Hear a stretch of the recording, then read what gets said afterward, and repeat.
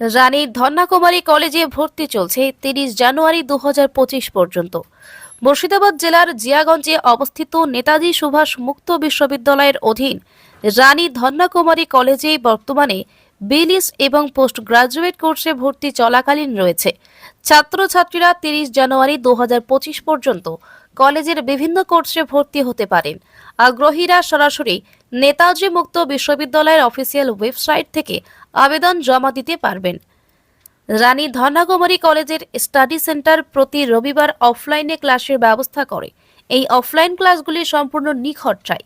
এই কলেজটি জিয়াগঞ্জ রেলওয়ে স্টেশনের নিকটবর্তী অবস্থানে অবস্থিত, যা শিক্ষার্থীদের জন্য সুবিধাজনক।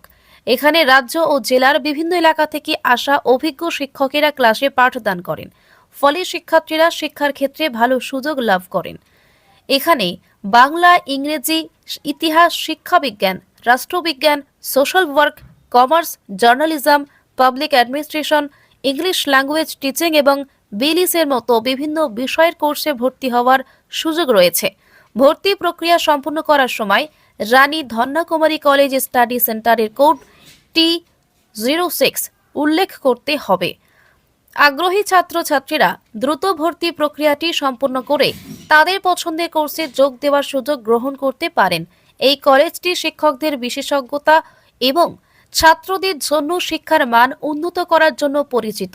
কলেজটির স্বতন্ত্র বৈশিষ্ট্য ও শিক্ষা পদ্ধতির কারণে এটি অঞ্চলের শিক্ষার্থীদের মধ্যে একটি জনপ্রিয় গন্তব্য হয়ে উঠেছে।